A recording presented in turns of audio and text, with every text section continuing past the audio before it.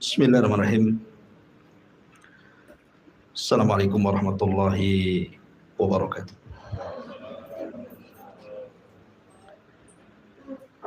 Alhamdulillah wassalatu wassalamu ala Rasulillah wa ala alihi wa sahbihi wa mawalah wa la hawla wa la quwwata illa billahi wa ba'du. Alhamdulillah, di malam hari ini kembali kita mengkaji tafsir, dan malam ini kita masuk pada surat baru, surah Al-Fajr. Dalam tertib Al-Quran, surah Al-Fajr itu masuk pada surat yang ke-89 dengan 30 ayat, 139 kalimat, 573 huruf, dan dia termasuk dari surah Makkiyah, artinya surat yang turun sebelum hijrah Nabi Sallallahu Alaihi Wasallam. Karena surah Al-Fajr ini cukup panjang, maka malam ini kita akan membahas 5 ayat pertama dalam surah Al-Fajr. A'udzubillahi minasyaitonirrajim. Bismillahirrahmanirrahim. Wal fajri wa layalin 'ashr. Wasyaf'i wal watr.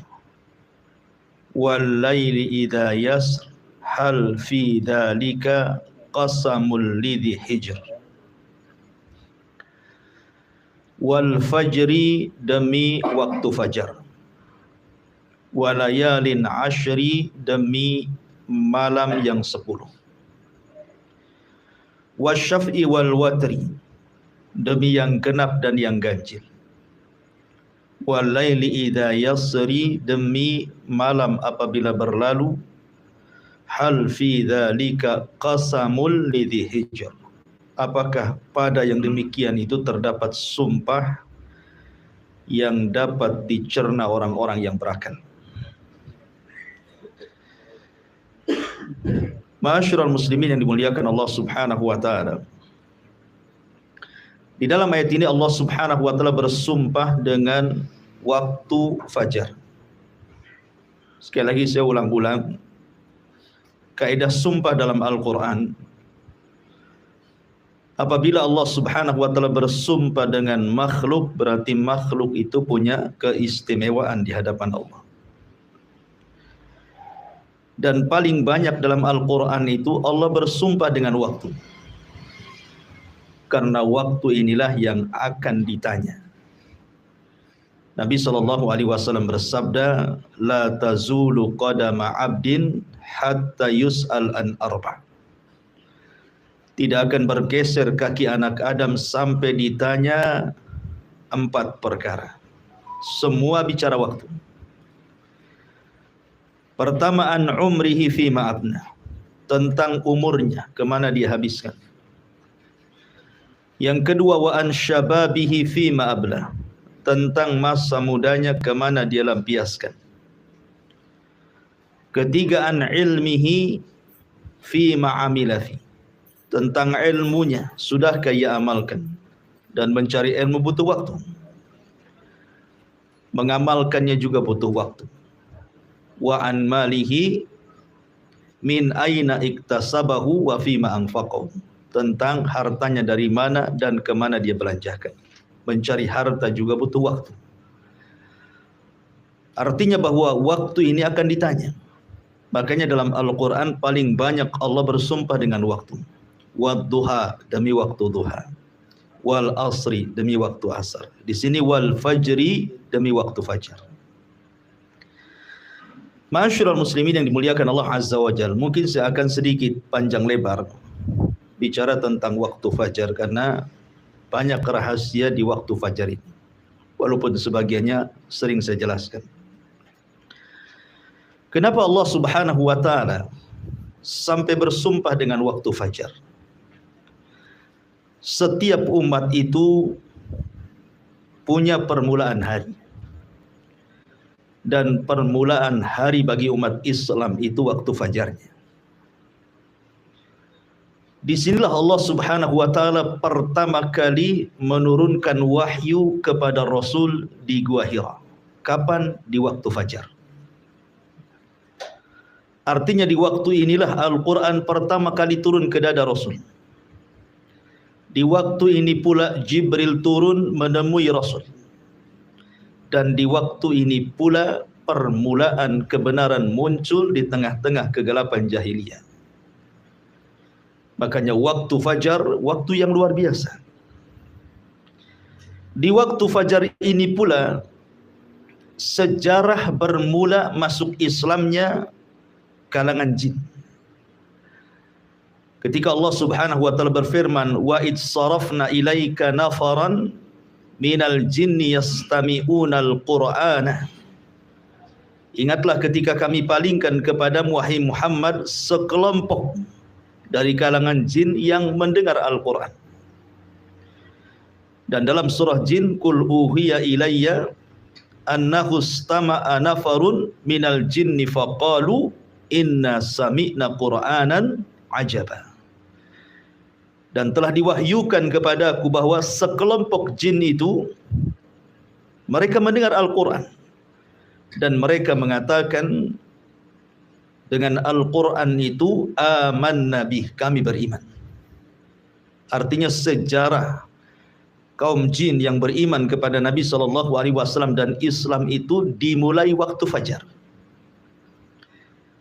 Karena 7 jin nasibin yang dari Yaman itu, yang diutus oleh iblis untuk mencari rahasia kenapa jin tidak bisa naik ke langit.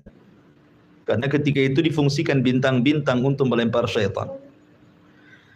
Rupanya jin yang diutus iblis ini nyasar ke kebun kurma.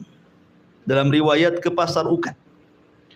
Lah ketika itu Nabi SAW sedang salat fajar. Maka mereka mendengar Al-Quran dan beriman. Jadi waktu fajar awal permulaan bangsa jin beriman. Dan dengan sebab itulah kemudian Islam menyebar di kalangan jin. Ya. Ma'asyiral muslimin yang dimuliakan Allah Subhanahu wa ta'ala. Dan waktu fajar juga Allah Subhanahu wa ta'ala di sini bersumpah dengan kata-kata wal fajri, demi waktu fajar. Waktu fajar adalah satu di antara sekian tanda kebesaran Allah. Yang Allah Subhanahu wa ta'ala firmankan, Qul ara'aitum in ja'alallahu alaikumul laila sarmadan ila yaumil qiyamah. Bagaimana pendapat kalian kalau seandainya Allah Subhanahu wa ta'ala jadikan malam itu sepanjang masa sampai kiamat, tidak terbit-terbit fajar? Allah katakan, ailahun ma'allah, apakah di sana ada Tuhan selain daripada Allah Subhanahu wa ta'ala yang bisa mendatangkan cahaya? Kan tidak ada kecuali Allah. Jadi waktu terbitnya fajar itu artinya permulaan waktu siang, dan itu tanda kuasa Allah Subhanahu wa ta'ala yang bisa merubah malam menjadi siang. Ini kuasa Allah Subhanahu wa ta'ala. Kemudian juga waktu fajar ini juga adalah permulaan ibadah manusia, di mana bagi orang-orang yang berpuasa, setat dia puasa ketika terbit fajar. Sudah tidak boleh makan, tidak boleh minum, menahan hal-hal yang dilarang bagi orang yang berpuasa. Kemudian juga setat awal salat fajar, yang banyak keistimewaan, nanti saya akan jelaskan. Ma'asyiral muslimin yang dimuliakan Allah Subhanahu wa ta'ala, tentu yang dimaksud fajar di sini, karena fajar kan ada dua ya. Ada fajar kadzib, ada fajar shadiq. Fajar kadzib itu maksudnya fajar dusta. Cahayanya masih ada di langit, belum sampai ke bumi. Tapi kalau fajar shadiq, cahayanya sudah sampai di bumi, menerangi atap-atap, jalan-jalan, gang dan yang sebagainya. Itulah yang kita maksud fajar yang kedua, fajar shadiq. Atau lebih dikenal dengan waktu subuh. Ya. Kita tahu bahwa waktu subuh itu adalah waktul harakah, waktu bergeraknya manusia. Makanya ketika Allah Subhanahu wa taala menyebut kalimat walaili id adbar, kemudian was-subhi idza asfar, ya. Perhatikan kalimat id di sini. Walaili id adbar. Kalimat id dan waktu malam ketika adbar berlalu. Id menggunakan sukun. Tapi ketika Allah Subhanahu wa taala menyebut kalimat subuh, was-subhi idza, menggunakan harakat di sini, fathah. Idza asfar, ketika mulai terang. Kenapa Allah Subhanahu wa taala mensukun kalimat id ketika bicara malam dan membuat harakat idza ketika bicara siang, bicara subuh, permulaan siang? Karena memang malam itu adalah tempat sukun. Apa sih arti sukun itu? Sukun itu artinya tenang. Malam itu tempat tenang, tempat tidak boleh orang bergerak, karena malam itu banyak bahaya yang mengancam. Makanya kita disuruh beristirahat di rumah. Makanya Allah Subhanahu wa taala mengatakan min syarri ghasiqin idza waqab. Kita disuruh berlindung dari malam apabila sudah mulai gelap. Karena kejahatan di malam hari itu banyak sekali. Makanya kita disuruh untuk diam di rumah, supaya jangan terkena dengan kejahatan itu. Karena malam itu tempat sukun. Sukun itu artinya tempat tenang, istirahat, gitu ya. Tetapi ketika Allah bicara tentang subuh, tidak menggunakan sukun, tetapi menggunakan harakat. Idza asfar. Dan harakat itu artinya bergerak, ya. Karena permulaan bergeraknya manusia itu di waktu subuh. Begitulah Allah Subhanahu wa taala jadikan siang untuk bergerak dan Allah jadikan malam untuk sukun, tenang. Allah katakan wa ja'alna an-nahara ma'asha wa ja'alna al-laila libasa wa ja'alna an-nahara ma'asha. Dan kami jadikan malam itu untuk pakaian selimut bagi kalian, sebagaimana Allah jadikan siang itu untuk mencari maisha. Makanya Allah juga membuat suasana dibedakan. Kalau suasana malam itu cenderung dingin, ya kan, cenderung dingin karena tidak ada matahari, sehingga cocok untuk istirahat, ya. Tapi kalau siang Allah buat matahari sehingga panas, sehingga cocok untuk bergerak. Dan permulaan pergerakan manusia itu di waktu subuh. Makanya para ulama mengatakan selambat-lambatnya seorang muslim bangun itu di azan pertama. Karena azan subuh 2 kali. Ya, azan subuh itu 2 kali kan. Azan pertama itu untuk membangunkan sholat subuh, dan azan kedua itu untuk sholat subuh. Selambat-lambatnya seorang mukmin itu bangun di azan pertama. Ya, jangan sampai bangun di azan kedua.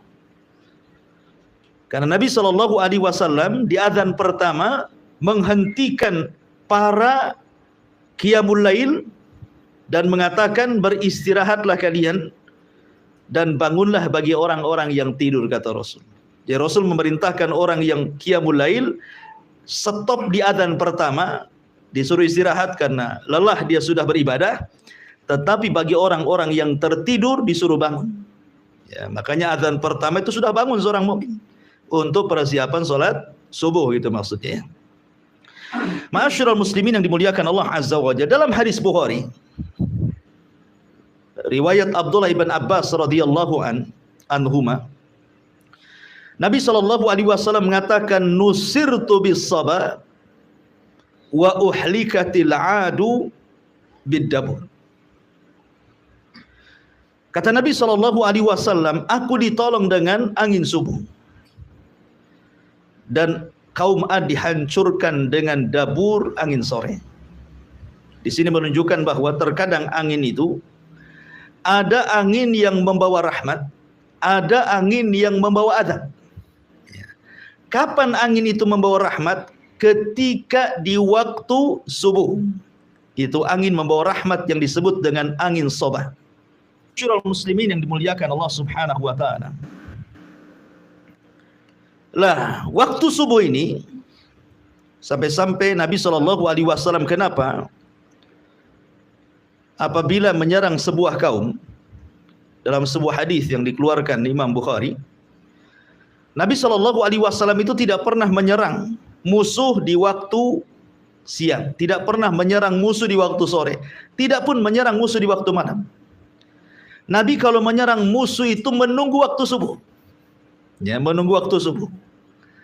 Jadi apabila kemudian di sebuah daerah yang hendak diserang itu dia mendengar suara azan, maka Rasul tidak akan menyerang. Berarti daerah itu dianggap daerah muslim. Tapi kalau seandainya dia tidak mendengar azan, maka Rasul akan menyerbunya. Dari sini kata Syekhul Islam Ibn Taimiyah rahimahullahu taala, bahwa di antara perbedaan biladul muslim wa biladul kufar, negeri dikatakan negeri Islam dan negeri dikatakan negeri kafir itu, salah satunya apabila masih terdengar suara azan. Kalau suara azan di mana-mana, berarti negeri itu negeri Islam.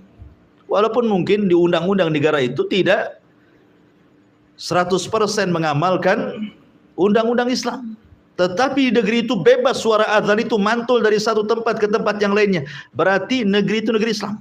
Hanya semata-mata mendengar azan, karena azan itu bagian syiar gitu ya, bagian syiar. Berarti ketika syiar nampak, berarti negeri itu negeri Islam. Karena ada sebagian firqah di negeri kita ini yang mudah mentogut-togutkan negara. Bahwa negara kita ini negara togut, presidennya togut, menterinya togut, maka siapa yang dukung togut? Jadi yang nggak togut dia aja. Kan gitu ya. Tapi sudah dibubarkan sama pemerintah. Alhamdulillah. Ya. Ma'asyiral muslimin yang dimuliakan Allah Subhanahu wa taala.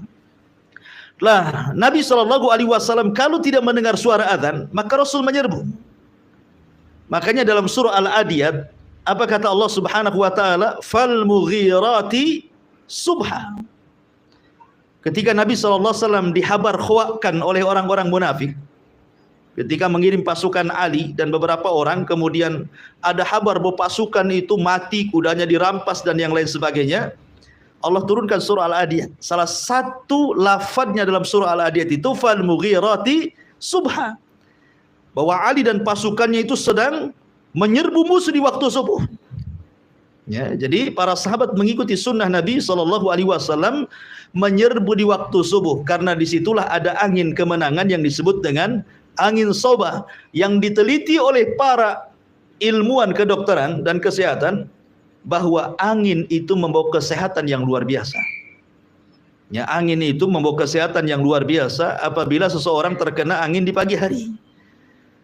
Makanya sering saya nasihatkan kalau habis subuh buka jendela, buka pintu biar angin itu masuk. Ya, itu angin membawa rahmat dan juga kesembuhan penyakit. Ma'asyiral muslimin yang dimuliakan Allah Azza wa Jalla. Aisyah radhiyallahu anha pernah mengatakan, laqad kana an-nabiy sallallahu alaihi wasallam yusallil fajra fatashhadu ma'ahu nisa'un minal mu'minati mutalaffi'atin bimurutihin thumma yarji'na ila buyutihin ma ya'rifuhunna ahadun minal ghalas. Kata Aisyah radhiyallahu anha, Nabi SAW pernah mengerjakan salat subuh dan hadir wanita-wanita mukminah bersama beliau berselimutkan kain-kain murut, lalu mereka kembali ke rumah-rumah mereka, tidak ada seorang pun yang mengenali mereka karena gelap. Kalau kita melihat hadis-hadis Rasul tentang solat berjamaahnya wanita di zaman Rasul, sahabiah-sahabiah itu, Anda tidak akan dapat riwayat mereka solat jamaah di waktu zuhur, di waktu asar, di waktu maghrib, di waktu isya, kecuali subuh. Ya, coba cek riwayat. Sahabiah-sahabiah itu, mereka di waktu subuh suka ikut berjamaah bersama Nabi. Tapi di solat-solat yang lainnya tidak ada riwayatnya. Bukan berarti kemudian wanita tidak boleh solat berjamaah di masjid, di solat duhur, asar, maghrib bisa, boleh, tidak ada masalah. Tetapi di rumah mereka lebih baik kan begitu. Tetapi khusus solat fajar ada riwayatnya. Wanita-wanita itu keluar rumah untuk solat fajar. Kenapa? Sekali lagi karena mencari berkah waktu pagi. Karena Nabi SAW bersabda, Allahumma barik li ummati fi bukuriha. Ya Allah, berkahi umatku di waktu paginya. Ya Allah, berkahi umatku di waktu paginya. Makanya mereka keluar mencari berkah sepanjang perjalanan dari rumah itu ke masjid.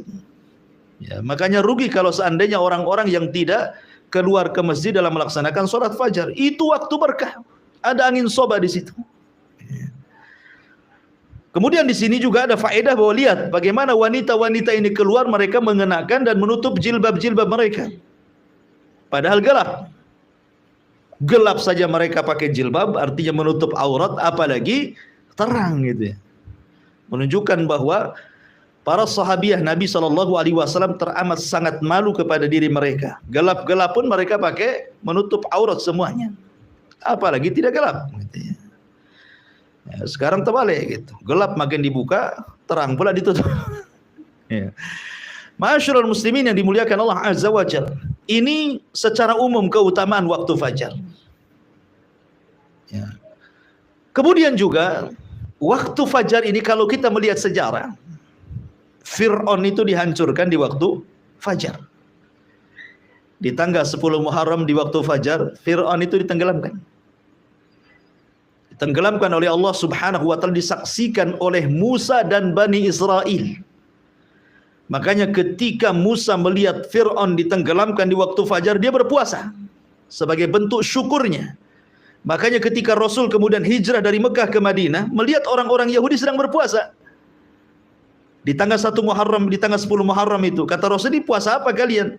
Maka orang-orang Yahudi mengatakan, "Kami berpuasa dalam rangka menghormati Nabi kami Musa karena diselamatkan dari kejaran Fir'aun yang ditenggelamkan kapan? Di waktu fajar di tanggal 10 Muharram." Makanya Musa berpuasa, kami pun berpuasa. Maka Rasul mengatakan, "Nahnu atau ana ahaqqu bi Musa." Saya lebih berhak menghormati Musa dibandingkan kalian.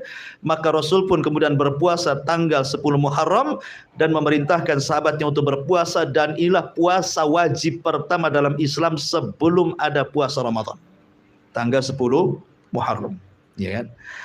Ma'asyiral muslimin yang dimuliakan Allah Azza wa Jalla, adapun keutamaan yang luar biasa salat fajar itu. Orang yang bangun di waktu fajar, maka dia hakikatnya telah keluar dari ejekan dan olokan syaitan. Disebutkan dalam hadis Nabi SAW, apabila seorang mukmin itu tidur di malam hari, maka syaitan akan datang dan akan memberikan was-was. Makanya kita berlindung dari was-was syaitan. Min syarri al-waswasil khannas, ya. Dari was-was yang ditimbulkan oleh syaitan dari kalangan jin. Apa was-wasnya? Maka syaitan akan datang kepada orang yang tidur itu, kemudian mengencingi telinganya. Setiap dia kencingi telinganya, maka dia akan memberikan was-was dan mengatakan, "Lailun tawilun farkud," kata syaitan itu. Malam masih panjang, tidur saja. Padahal sudah fajar tuh, masih aja malam masih panjang, tidur saja. Setiap dikencingi ngomong begitu was-wasnya tuh. Lah para ulama sudah saya katakan bahwa apa makna setan mengencingi orang itu? Yang pertama artinya setan sedang mengejek orang itu. Coba bayangkan dikencingi, apa enggak diejek itu? Kita saja diludahi, sakit hati kan itu, apalagi sampai dikencingi itu muka kita. Setan hari-hari mengencingi telinga kita, ini ejekan setan kepada kita. Makna yang kedua artinya setan hendak menyumpat telinga orang tersebut sehingga dia tuli dari kebenaran. Apapun nasihat kepada dia ditolaknya. Makanya orang yang jarang sholat fajar, maka keras hatinya dan sulit mendapatkan nasihat.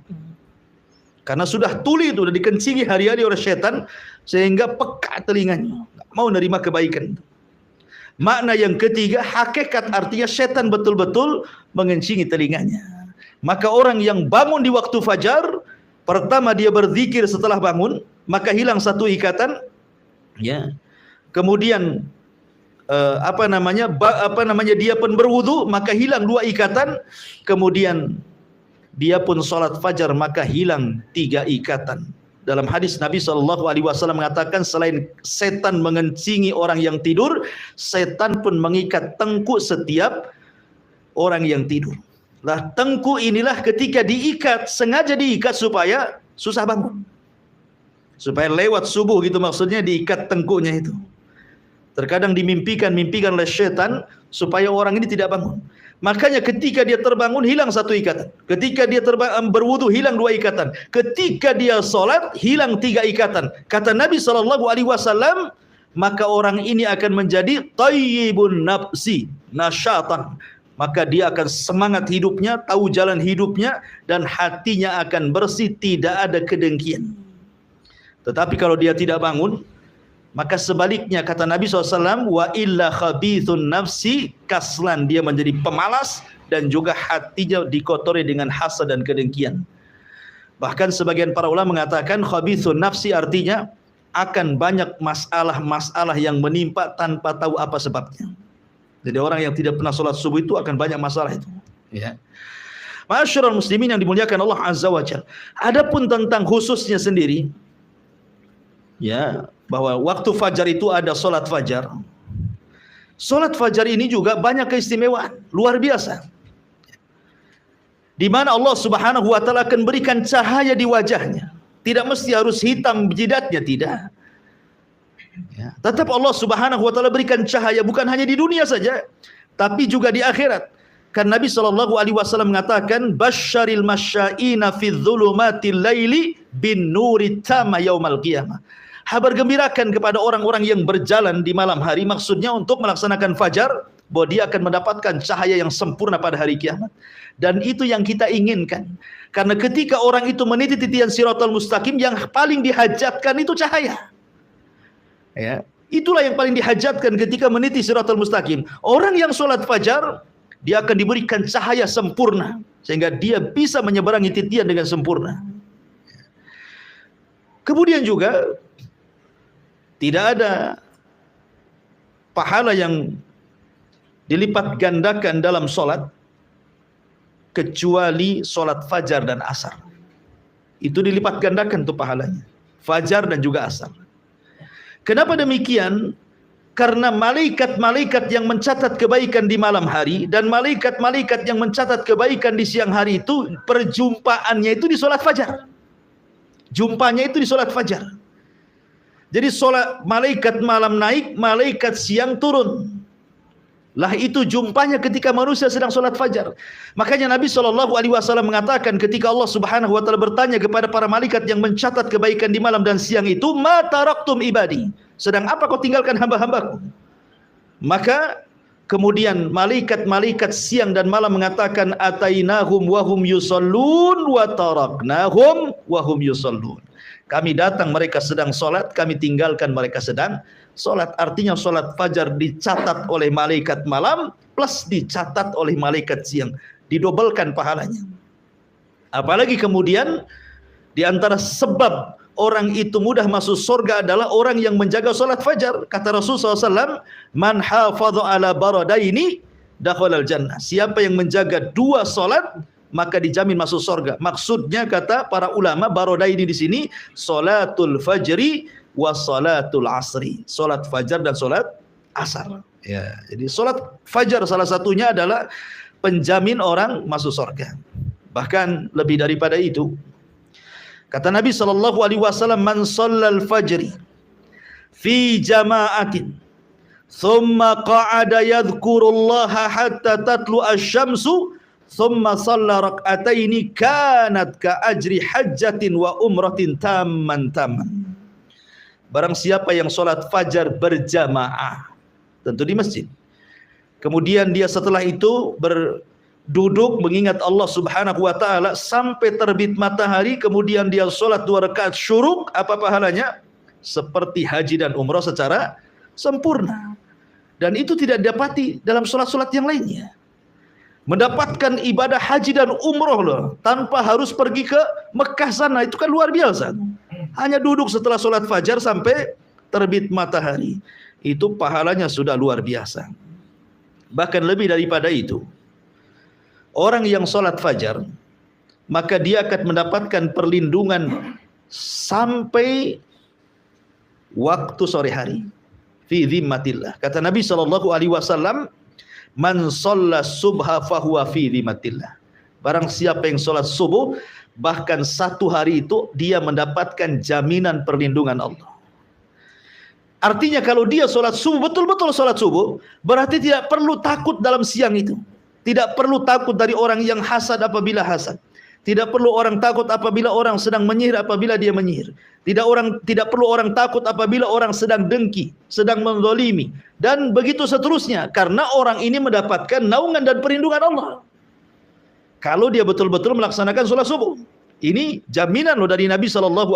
Man shalla subha fahuwa fi dhimmatillah. Barang siapa yang sholat subuh berarti satu hari itu dia dalam lindungan Allah Subhanahu wa taala. Bahkan kata para ulama, min fadli salatil fajri fi waqtiha annaha tajlibur rizqal wasi'. Bahwa orang yang sholat subuh pada waktunya, maka hakikatnya dia sedang membentangkan rizkinya yang luas. Makanya Nabi SAW tadi sudah saya singgung, doanya adalah Allahumma barik li ummati fi bukuriha. Ya Allah, berkahi umatku di waktu paginya. Makanya lihat para sahabat Nabi SAW ketika mereka meninggalkan sholat subuh pada waktunya, walaupun satu kali seumur hidupnya, itu menjadi penyesalan sampai wafatnya. Itu sahabat Nabi itu. Jadi dia tidak sholat subuh pada waktunya satu kali seumur hidupnya, tapi menjadi penyesalan sampai wafatnya. Anas bin Malik radhiyallahu anhu yang pernah saya ceritakan, ketika menyerbu satu daerah di bawah kekuasaan Persia, namanya Tustar, kota terbesar juga di bawah kekuasaan Persia. Di zaman Umar bin Khattab radhiyallahu anhu, Umar mengutus para sahabat untuk menaklukkan Tustar. Subhanallah. Orang-orang Persia sama dengan orang Yahudi suka membuat benteng. Sehingga untuk menghancurkan benteng itu sulit banget, ya. Sehingga para sahabat kewalahan sampai sebulan, 2 bulan, 1 tahun, 1 tahun lebih, sampai 1 tahun setengah loh, untuk merobohkan benteng itu tidak bisa. Karena musuh itu selalu memanah menombak dari atas, sehingga tidak bisa mendekati benteng. Sampai 1 tahun setengah loh. Bayangkan pengepungan yang cukup lama itu bisa membuat kekalahan loh. Karena namanya orang ngepung itu perlu biaya, perlu makan, perlu istirahat, dan begitu seterusnya kan gitu. Tapi Allah Subhanahu wa ta'ala takdirkan benteng itu roboh di waktu fajar. Subhanallah. Benteng itu roboh di waktu fajar. Karena waktu fajar itu waktu lengahnya manusia, lagi ngantuk-ngantuknya kan itu. Robohlah benteng itu. Masuklah tentara kaum muslimin, kemudian mampu menaklukkan Tustar dalam waktu sesingkat-singkatnya. Mulai terbit fajar sampai terbit matahari, kalah Tustar itu. Padahal ngepungnya 1,5 tahun tuh. Gitu ya. Naklukannya hitungan jam. Setelah kemudian para sahabat menaklukkan Tustar dan matahari sudah terbit, baru kemudian mereka sholat subuh. Setelah matahari meninggi. Artinya mereka sholat subuh di luar waktu. Dan ini pernah dilakukan Rasul ketika perang Ahzab. Kan Rasul harus menjaga parit. Sebab kalau tidak dijaga, musuh itu akan meloncat dengan kuda-kuda mereka. Sehingga Rasul tidak bisa meninggalkan untuk melaksanakan sholat. Meleng aja sedikit, kuda masuk. Makanya Rasul harus terus fokus gitu ya. Sampai akhirnya di waktu maghrib. Rasul dan sahabat belum sholat asar. Ketika datang waktu maghrib, baru Rasul dan sahabat sholat asar. Artinya Rasul pun pernah melaksanakan sholat di luar waktu karena peperangan kan itu. Anas bin Malik radhiyallahu an apabila disebutkan perang Tustar selalu menangis. Kenapa? Sampai ditanya, bukankah perang Tustar Allah menangkan? Kenapa engkau menangis, wahai Anas? Kata Anas bin Malik radhiyallahu an, aku tidak menyesali perang Tustar. Itu kemenangan dan kebahagiaan dan nikmat Allah yang Allah anugerahkan kepada kita kaum muslimin. Tapi aku menangis apabila disebutkan perang Tustar, karena ketika itu aku tidak sholat subuh pada waktunya, melainkan setelah terbit matahari. Dan itu menjadi penyesalan Anas ibn Malik sampai wafatnya. 1 kali loh ya, dia tetap sholat, cuman sholat di luar waktu. Dan itu pun karena dururah, namanya perang. Ya. Ada waktu-waktunya tidak bisa kita melaksanakan sholat khauf ketika genting-gentingnya perang. Makanya Rasul pun pernah meninggalkan asar dan waktu sholat asar di waktu maghrib. Begitu juga sahabat sholat fajar ketika terbit matahari. Artinya ada kemiripan satu subuh kan? Secara hukum fikih tidak ada masalah. Anas bin Malik radhiyallahu anhu dan bagi para sahabat yang lain bahwa sholat tepat waktu itu, apalagi sholat fajar, itu sesuatu yang berharga bagi mereka. Jangankan sholat wajibnya, sholat sunnahnya saja lebih baik dibandingkan dunia dan isinya, kan itu. Rakaatai al-fajri khairun minad dunya wa ma fiha. Sholat rakaat fajar saja lebih baik dibandingkan dunia dan isinya. Yang namanya dunia dan isinya kan macam-macam. Ada mobil, ada rumah mewah, ada tanah, macam-macam ya. Tapi tidak lebih baik daripada 2 rakaat sunnah fajar. Kalau 2 rakaat sunnah fajar saja itu segitu pahalanya, gimana subuhnya? Yang merupakan kewajiban Allah Subhanahu wa taala. Makanya kenapa sholat sunnah 2 rakaat fajar itu disebut rak'ataini khafifataini, 2 rakaat yang diringankan. Tidak boleh panjang-panjang. Ya. Makanya ditentukan kan bacaannya. Rakaat pertama qul ya ayyuhal kafirun, kan itu ya. Rakaat yang kedua qul huwallahu ahad. Ya. Dipendekkan, kenapa? Karena yang dipentingkan bukan 2 rakaat sholatnya tapi subuhnya. Ya. Nanti kalau kelamaan 2 rakaat fajarnya, nanti lemas ketika subuhnya. Tidak mungkin orang mendahulukan yang sunnah dibandingkan yang wajib, kan begitu ya. Makanya dibuat ringanlah sholat itu supaya subuh bisa dipanjangkan. Makanya sependek-pendeknya Rasul sholat subuh itu paling pendek membaca 100 ayat dalam Al-Quran. Di antara sekian sholat yang disunahkan dipanjangkan itu sholat subuh. Sholat subuh itu dipanjangkan dibandingkan sholat-sholat yang lainnya. Karena paling pendek Rasul membaca 100 ayat di sholat subuh itu. Menunjukkan panjang dibandingkan sholat yang lainnya. Ma'asyiral muslimin yang dimuliakan Allah Azza wa Jalla. Apalagi yang lebih hebat dibandingkan itu. Orang yang menjaga sholat fajar, ikhwan, itu akan mendapatkan kenikmatan yang paling besar dari semua nikmat yang ada di dunia dan semua nikmat yang ada di surga. Dia akan mendapatkan kenikmatan yang lebih besar dibandingkan semua nikmat yang ada di bumi. Bahkan semua nikmat yang ada di surga. Apa itu? Ru'yatullah, memandang wajah Allah. Ketika Nabi SAW berkumpul bersama para sahabatnya, kemudian melihat bulan purnama. Apa kata Rasulullah? Kata Nabi SAW, innakum satarawna rabbakum kama tarawna hadzal qamar la tudamuna fi ru'yatihi fa istata'tum alla taghlibu ala salati qabla tulu'i syamsi wa qabla ghurubiha faf'alu, kata Rasulullah. Kalian akan melihat Rabb kalian sambil melihat bulan, kata Rasul. Kalian akan melihat Rabb kalian seperti kalian melihat bulan itu. Tidak berdesak-desakan. Ya kan? Kalau lihat bulan kan enggak berdesak-desakan kan? Karena tinggal nengok aja ke atas nampak bulan kan itu. Rasul ingin menyamakan cara melihat, bukan Allah seperti bulan, bukan, cara melihat. Ya. Kemudian kata Nabi SAW, kalau kalian ingin, ya, alla taghlibu ala salati qabla tulu'il fajri wa qabla ghurubihi faf'alu. Kalau kalian ingin melihat Allah Azza wa Jalla, ya, maka jangan pernah terkalahkan untuk melaksanakan salat sebelum terbit matahari, maksudnya subuh, dan sebelum terbenam matahari waktu, artinya salat asar. Bahwa orang yang menjaga 2 salat ini sebab terbesar kita mendapatkan kenikmatan yang jauh lebih nikmat dibandingkan surga itu sendiri, apalagi nikmat dunia berupa ru'yatullah azza wa jalla, melihat dan memandang wajah Allah Subhanahu wa taala. Ma'asyiral muslimin yang dimuliakan Allah Subhanahu wa taala. Kemudian juga waktu fajar ini salah satunya adalah salatul fajri taqi min adzabillahi wa ghadabi wa iqabi. Bahwa salat fajar itu bisa menghindarkan dari azab Allah, kemarahannya, bahkan iqabnya. Dan salatul fajar min asbabin najati minan nar. Salat fajar itu diantara penyebab seseorang terhindar dari neraka. Tentu ada beberapa perkara yang membantu kita untuk bangun di waktu fajar. Secara global ada 5. Yang pertama, jangan lupa baca doa sebelum tidur. Karena itu hal yang bisa membangunkan kita di akhir malam. Kemudian yang kedua, jangan bermaksiat sebelum tidur. Karena maksiat itu yang membuat orang tidak bisa bangun di waktu subuh.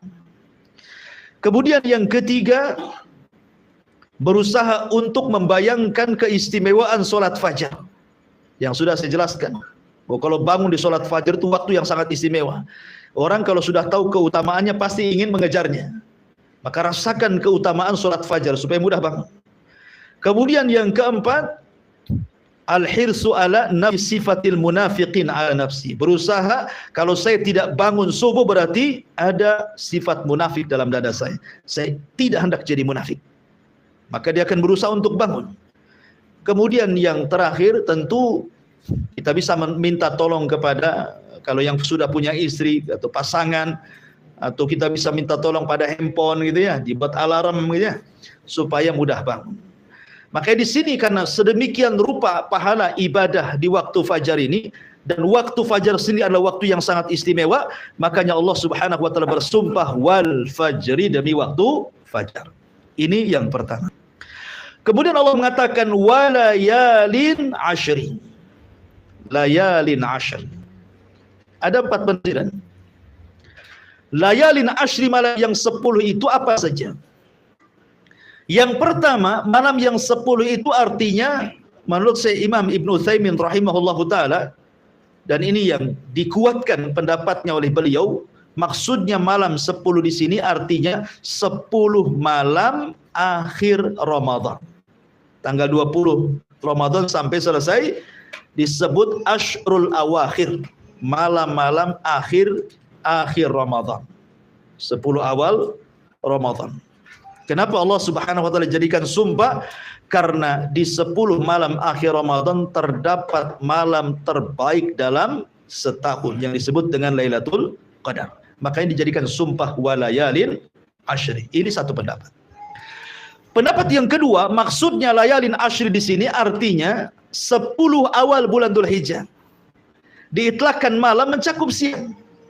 Ya, jadi kalimat malam tidak mesti harus malam, bisa juga disebut siang, karena dalam bahasa Arab ini terkadang kalimat yang sama, contoh namanya baina likulli adzanaini salatun. Baina kulli adzanaini salatun. Di antara dua adzan itu ada salat. Maksudnya adzan yang pertama adzan yang kita ma'ruf, adzan yang kedua maksudnya qomat gitu ya.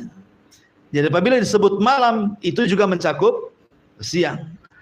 Makanya ketika para ulama membahas ada enggak qobliyah Jumat? Ada enggak hukum qobliyah Jumat? Ya. Menjadi khilaf para ulama.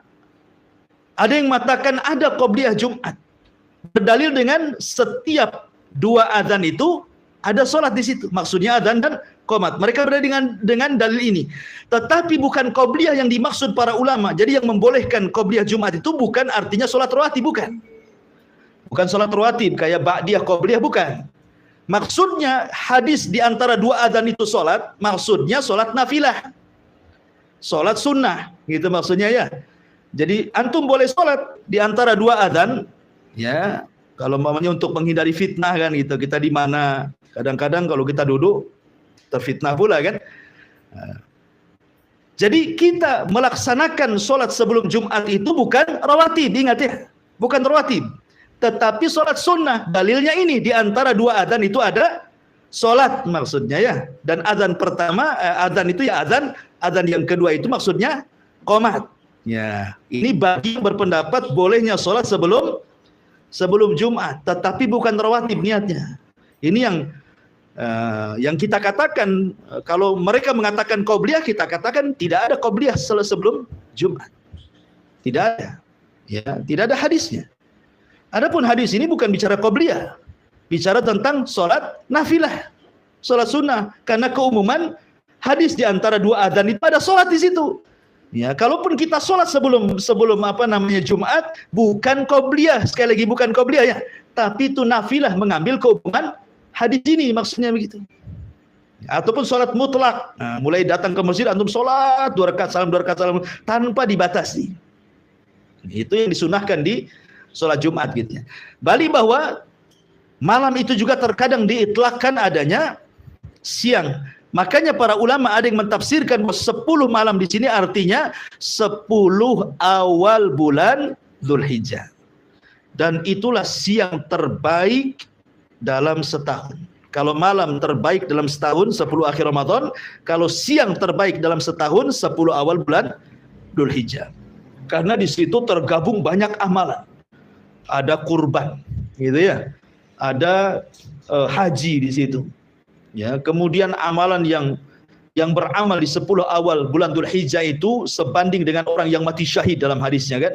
Makanya itu adalah siang-siang terbaik dalam sejarah 10 awal bulan Dzulhijjah. Itu penafsiran yang kedua.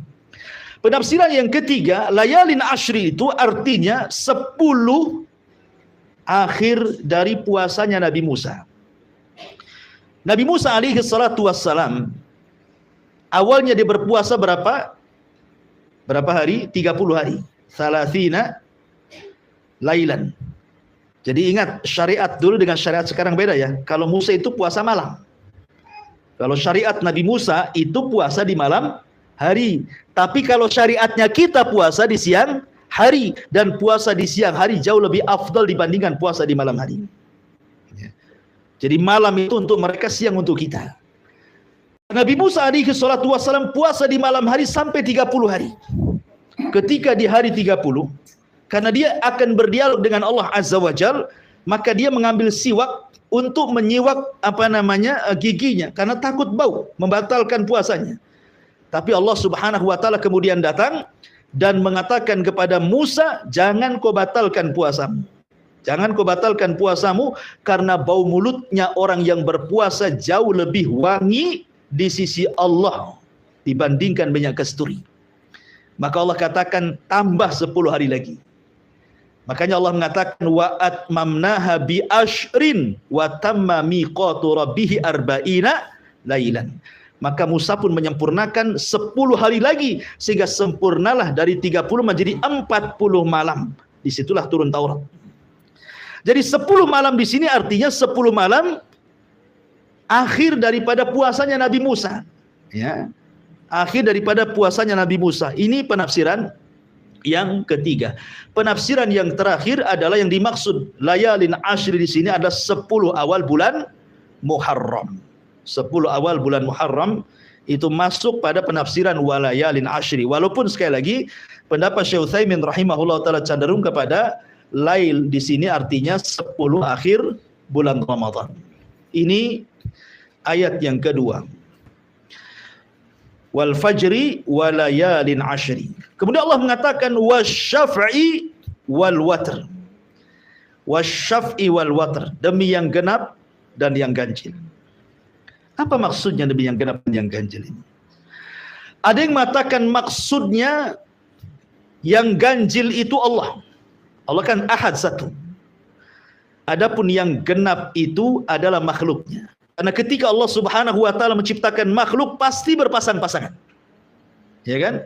Ada langit, ada bumi, ada lautan, ada daratan, ada jin, ada manusia, ada perempuan, ada laki-laki. Nah, pasti berpasang-pasangan itu, ya. Makanya Allah Subhanahu wa taala berfirman kan ketika min kulli syai'in khalaqna zawjayn dalam surah Az-Zariyat ayat 49. Min kulli syai' wa min kulli syai'in, dan dari segala sesuatu yang Allah ciptakan itu khalaqna zawjaini, pasti kami akan ciptakan berpasang-pasangan. Berarti yang genap itu makhluk, karena makhluk berpasang-pasangan kan, genap dia dua-dua, ya kan, langit bumi dua, darat laut dua gitu ya, gelap terang dua gitu. Genap maksudnya witir itu Allah sang khalik, adapun yang genap itu maksudnya makhluknya. Jadi Allah bersumpah dengan dirinya dan juga dengan makhluknya. Penafsiran yang kedua, maksudnya yang witir di sini Allah bersumpah dengan Adam. Adam itu witir, satu. Ya, karena Allah Subhanahu wa taala tidak menciptakan dari ibu bapak. Adam itu diciptakan sendirian oleh Allah Subhanahu wa taala. Kemudian setelah itu Allah ciptakan Hawa dari tulang rusuknya menjadi genap. Berarti yang witir itu Adam, yang genap itu Adam dan Hawa dan seluruh keturunannya. Allah bersumpah dengan Adam dan juga Hawa. Kemudian yang ketiga, maksudnya witir ini adalah semua sifat, maksudnya witir itu sifat Allah tetapi genap itu sifat makhluk. Maksudnya begini, Allah Subhanahu wa taala ketika mengeluarkan kita dari perut ibu kita, wallahu akhrajakum min butuni ummahakum la ta'lamuna syai'a wa ja'ala lakumus sam'a wal absara wal af'ida, kan itu. Ketika Allah menciptakan kita dikeluarkan dari perut ibu kita, kita tidak mengetahui sesuatu, sama sekali tidak punya apa-apa. Bahkan pendengaran pun tidak mendengar, penglihatan pun tidak melihat, ya kan? Kemudian hati pun tidak berakal. Baru sedikit demi sedikit setelah dia besar sedikit, mulailah pendengaran melihat. Kemudian pendengaran mendengar, penglihatan melihat, kemudian hati mulai berpikir, kemudian diberikan ilmu. Terus sampai dia tua, maka Allah akan kembalikan sebagaimana dia dilahirkan. Ketika sudah tua mulai rabun, ya kan? Ya, kemudian mulai peka, ngomong harus keras-keras, kan itu ya. Mulai pikun, padahal dulu orang paling cerdas dulunya. Nah, dikembalikan tuh sifat bayinya ke ketua. Tapi Allah Subhanahu wa taala witir. Ya, Allah tidak pernah didahului dengan kebutaan kemudian melihat, atau setelah melihat buta, tidak. Allah itu akan senantiasa melihat dan melihat dan melihat dan melihat. Ya, tidak didahului dan juga tidak diawali dengan perkara-perkara kebalikan daripada melihat. Laisa kamitsli syai'un wa huwas samiul basir. Itu juga penafsiran yang ketiga. Penafsiran yang keempat, maksudnya al-syaf'i wal watr ini mencakup semua ibadah. Contoh salat, ada yang ganjil, ada yang genap. Maghrib ganjil, kan itu ya. Kemudian isya genap. Ya. Kemudian puasa ayyamul bid ganjil, ya kan 3 hari saja kan. Senin Kamis genap, gitu ya. Ramadan juga terkadang digenapkan, terkadang diganjilkan, tergantung melihat bulan.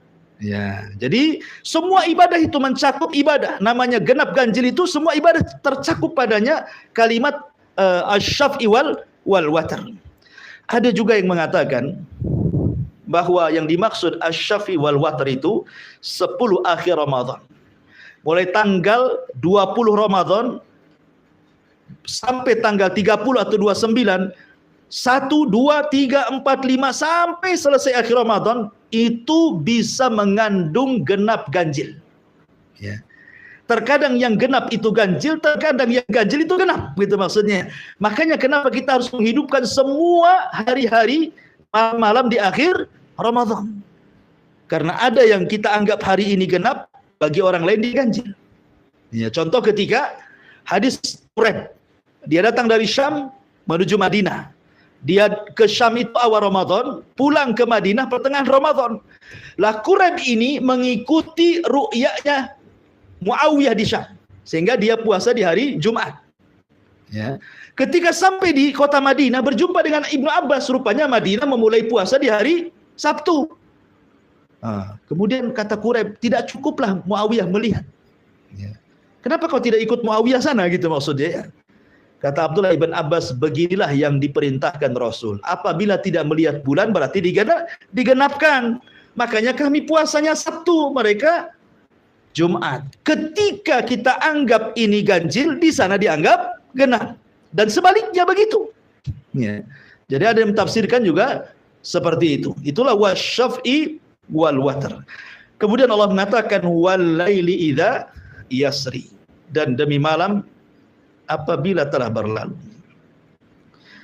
Maksudnya apabila malam itu masuk meninggalkan siang dan masuk waktu malam. Maksudnya di sini ada yang mentafsirkan bahwa kapan itu malam?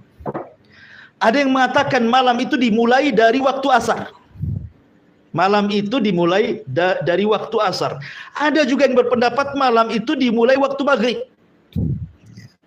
Adapun malam yang dimulai waktu asar, karena hadis Nabi SAW tentang ta'aqub al-malaika, pergantian malaikat siang malam yang mencatat kebaikan, berjumpanya di waktu sholat asar. Ya, jadi malaikat malam yang akan mencatat amalan kebaikan kita di malam hari itu, mereka turun di waktu asar. Berarti asar itu waktu malam bagi ta'aqubatil malaika. Ya, pergantian malaikat siang dan malam dimulai waktu asar. Disitulah waktu dicatatnya 2 pahala malaikat siang dan malam. Makanya sebagian ulama mengatakan malam itu dimulai waktu asar. Berarti kalau kita cerita tentang i'tikaf, berarti masuknya di waktu asar. Ketika kita bicara tentang Lailatul Qadar, berarti Lailatul Qadar itu dimulai di waktu asar. Gitu maksudnya. Bagi pendapat ini. Ya. Pendapat yang kedua, tidak, malam itu di waktu maghrib. Ketika terbenam matahari itulah malam. Ya, itulah malam gitu. Jadi ada dua pendapat tentang apa itu malam. Ya, malam itu maksudnya setelah maghrib, karena disitulah ada waktu sholat maghrib. Nanti terus ke malam lagi ada isya, ke malam lagi ada witir, ya setelah isya sampai sepertiga malam sampai subuh. Jadi banyak amalan di malam hari. Dan saya sudah jelaskan bahwa ibadah di malam hari lebih afdal dibandingkan ibadah di siang hari. Makanya Allah jadikan sumpah malam itu dalam suratul Fajr. Kemudian yang paling utama tentu di malam hari adalah 10 akhir atau sepertiga akhir malamnya.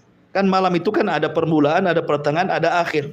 Yang paling utama dari malam itu adalah akhir malam, sepertiga malam akhir. Disinilah rahasia rizki, rahasia berkah, rahasia umur, rahasia macam-macam di sini. Ya, ketika Allah turun ke langit dunia, kemudian mengatakan siapa yang minta ku kasih, siapa yang berdoa ku kabulkan, siapa yang minta ampun ku ampuni. Maka kalau orang bangun di sepertiga malam, mintalah sesuatu yang akan berlalu setelah terbit fajar sampai terbenam matahari kembali. Disitulah rahasianya, ya, di sepertiga malam akhir. Dan yang terakhir Allah mengatakan di sini, hal fi dzalika qasamul lidzi hijr. Apakah pada yang demikian itu terdapat sumpah yang dapat diterima orang-orang yang berakal? Tentu orang yang berakal akan memanfaatkan hal-hal yang sudah saya jelaskan di sini. Ya, betapa banyak keutamaan waktu fajar, 10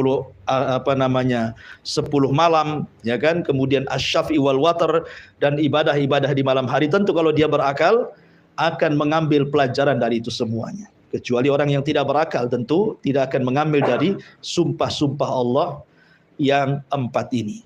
Wallahu alam, ini diantara surah Al-Fajr ayat 1 sampai 5. Insyaallah kita lanjutkan di minggu depan surat Al-Fajr lanjutannya. Taib, sebelum saya tutup, kalau ada yang mau bertanya silahkan.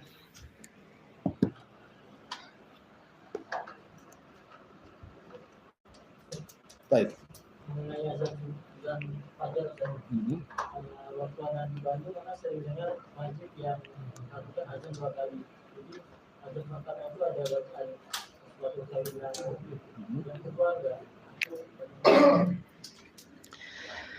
Ya, alhamdulillah. Tentang kalimat taswib, itu dalam bahasa fikih disebut taswib namanya, ya. Taswib itu bacaan as-salatu khairun minan naum.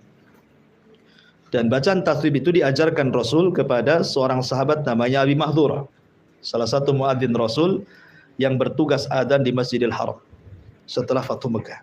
Ya. Terjadi khilaf para ulama tentang taswib ini diletakkan di mana. Apakah di adzan pertama ataukah di adzan kedua? Sekali lagi ini khilaf panjang sebenarnya. Tidak mungkin saya bentangkan ya karena juga perlu pembahasan.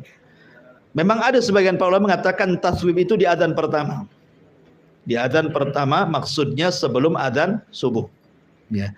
Tapi ada juga yang mengatakan bahwa riwayatnya tidak kuat sehingga taswib itu dikembalikan kepada adzan subuh. Maksudnya ya ma'ruf adzan subuh as-salatu khairu minan naum.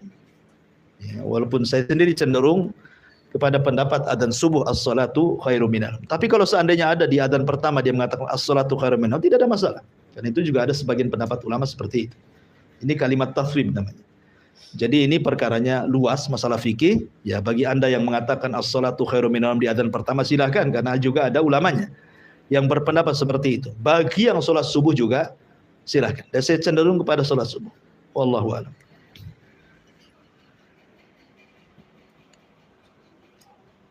Kira-kira jaraknya berapa jarak antara adzan pertama dengan adzan yang kedua tidak lama. Kata Nabi SAW, makanlah, minumlah sampai terdengar adzannya Abdullah ibn Umi Maktum.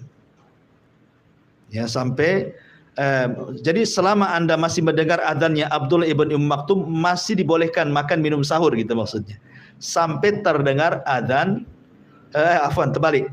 Kalau masih mendengar adzan Bilal kan adzan pertama. Abdullah ibn Maktum itu adzan kedua, karena Abdullah ibn Maktum kan orang buta. Ya, dia tidak tahu fajar kan karena tidak melihat.